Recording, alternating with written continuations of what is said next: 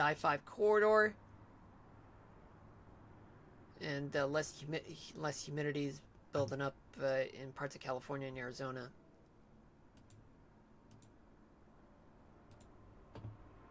Now, what about for Wednesday night? While your humidity level starts dropping, given that cold temperatures start moving in, for folks in the U.S., plenty of humidity all over Florida, all the way up to Boston and parts of northern New England, southern tip of Texas, humidity. Slight increase of humidity throughout central California to the Pacific Northwest.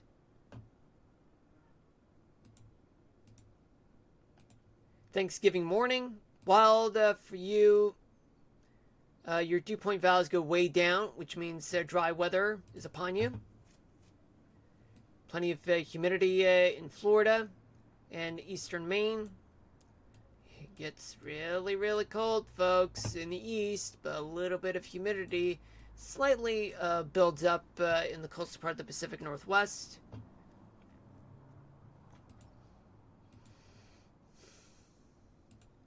What about for Thanksgiving night? Let me see. Wild for you. Looks like your dew point values are way down, which means it's very dry, very cold. In the U.S., southern Florida, very humid, as well as for folks in southern Texas. And humidity starts building up along the west coast. Now let's talk about Cape. There's plenty of Cape throughout the Gulf Coast. Slight amount of Cape throughout parts of the Great Plains and a few parts in the Great Lakes. Some parts from the Great Basin to the Rockies. A little bit in California. Tomorrow night, there's plenty of Cape from southern Texas to the southeast. Tiny bits of Cape will be all over throughout much of the central third of the country and parts of the Ohio Valley.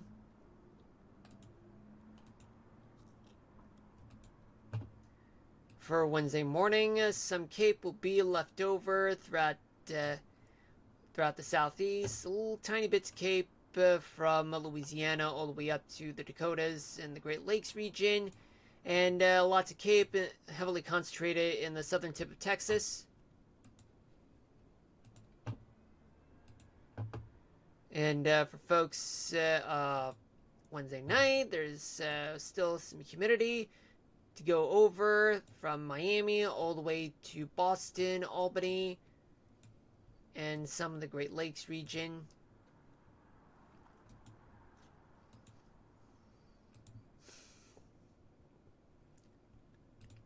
And we take a look for Thanksgiving morning. Plenty of Cape throughout the southern half of Florida. Tiny bits of Cape throughout parts of the Northeast, the Great Lakes region. And finally, still some Cape throughout the Florida Keys to Miami. Tiny bits of Cape from Maine all the way to West Virginia, the Great Lakes region, and throughout much of the northern tier of the country and parts of the Pacific Northwest too. Alright, and now I'm going to go here just to prep myself, just so that we can switch to here. So this is where the radar is going to be played, and we're going to go through with this. So let's see, plenty of winds throughout places like Wyoming. It appears though it's quite fast, but as we move into the overnight hours and into tomorrow morning, where by 7 a.m. All the storms would move east. It'll become Louisiana's problem from New Orleans to Chicago to Indianapolis to Columbus, Charleston, West Virginia, Kentucky, Tennessee, Alabama, Mississippi, Georgia, Michigan, southern Minnesota, Wisconsin.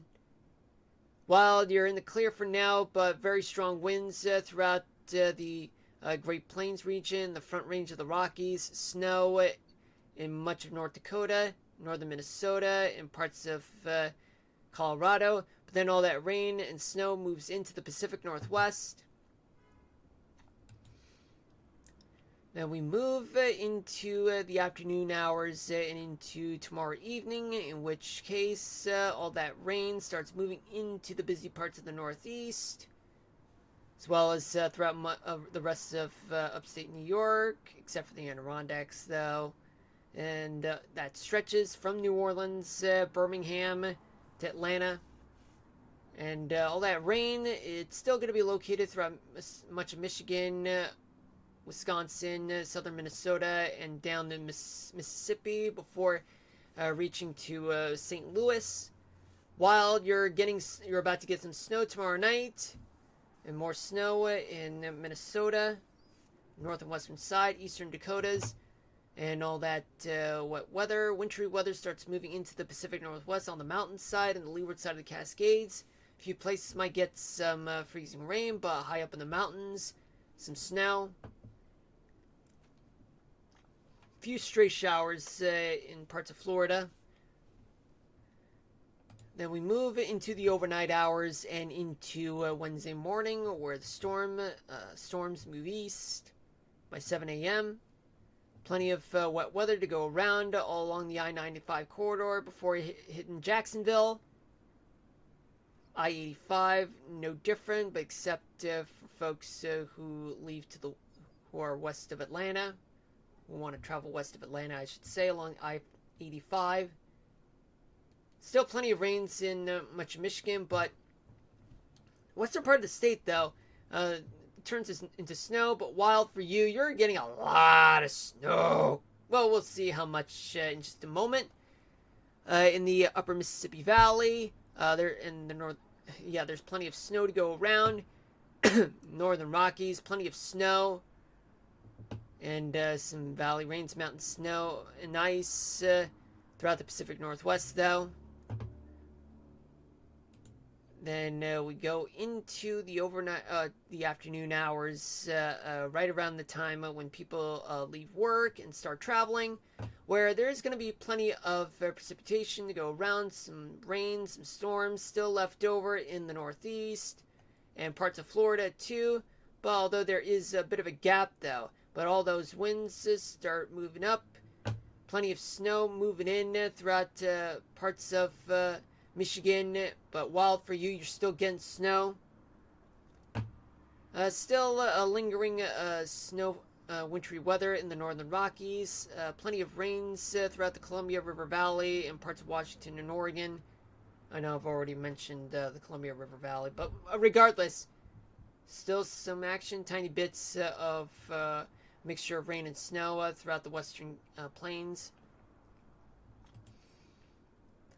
Then we move into the overnight hours and into Thanksgiving morning by 7 p.m., right around the time when the parade happens.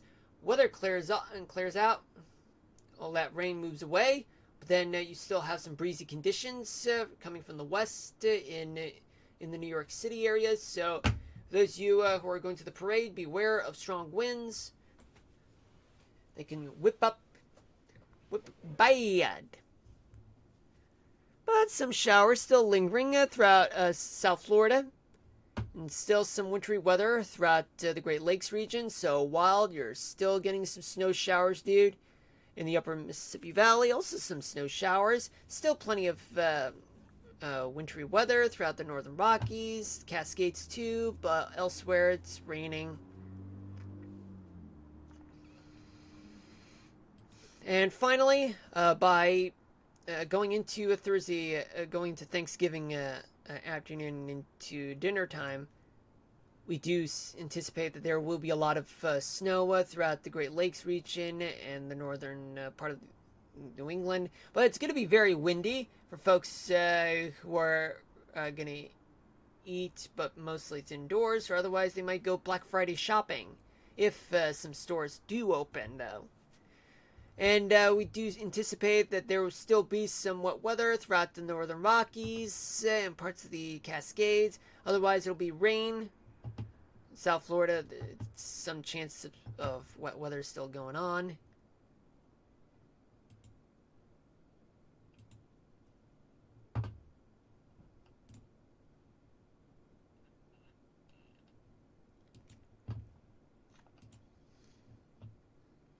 Thunderstorms. So let's take a look. Okay, so we got thunderstorms that's going on right now throughout the lower Mississippi Valley, eastern Texas. Then going in, then we let it play out. So all those thunderstorms crossing the Mississippi, affecting places like Dixie Alley by tomorrow morning, and then by tomorrow afternoon and tomorrow evening, those thunderstorms still remain persistent all the way into the evening hours and into Wednesday morning in the pre-dawn hours, but then they move east along the east coast, mostly affecting the Delmarva Peninsula and the southeast coast, but just about to move away by afternoon around lunchtime. And we don't anticipate more thunderstorms throughout the rest of the country and into Thanksgiving morning. It's going to be really cold, folks, so that may be responsible. Therefore, South Florida may get some thunderstorms in the afternoon during Thanksgiving. Alright, and finally, we go back here. Now we can talk about snowfall accumulation for the next 3 days. So starting off in the northeast, up to 3 inches of snow from the Adirondacks and parts of northern tier of New England. But along the lake shores of Lake Erie on the eastern side, up to 6 inches of snow in some places. From Buffalo to Erie. Michigan getting as much, in the lower peninsula, getting as much as up to a full foot of snow. Some parts of upper Michigan might get as much as up to 2 feet of snow. While for you, you might get right around up to 6 inches of snow, maybe a little higher though. Maybe up to a foot in some places though. Northern Wisconsin also up to a foot of snow, as well as up to a foot and a half of snow in northern Minnesota. Southern Minnesota barely up to 3 inches of snow. North Dakota up to a foot and a half of snow in some places. South Dakota and in the northern part of the state up to a full foot of snow. Throughout the northern parts of Montana, up to a full foot and a half of snow, I should say. In the southern part, some places like east and southeast of Bozeman, up to a full foot. Yellowstone, up to a foot of snow. Idaho, up to 8 inches of snow on the northern side. The Cascades, however, they might receive just about as close to 2 feet of snow, though. Olympic National Park, up to right around close to more than a foot of snow. Oregon, about up to a foot of snow as well. The Colorado Rockies could get as much as up to 6 inches of snow. Alright, that's it for the national weather discussion, although it's quite shorter than I thought. But only because the tropical update has been ruled out because of no tropical activity, and also because the Atlantic hurricane season is over. All right, let me go here.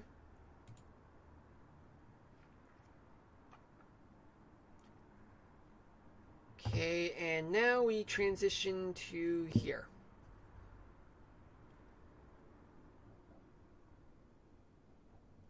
Oh boy, I forgot about Minecraft, folks. I mean, I got too busy with stuff. I deeply apologize for that, folks, but we'll get to it for sure.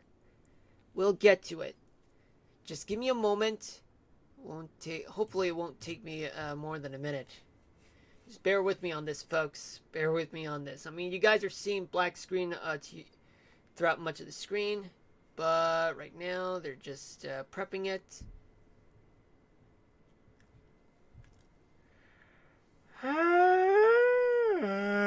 Okay, so you guys are seeing right now. Okay. Minecraft Java Edition. Not as cool as Spock. Well, it's quite debatable. Although I don't watch Star Trek, but still. Okay, let me pause this real quick. I just need to set myself up. It is 7 p.m. Eastern Standard Time. Welcome to the stream. For those of you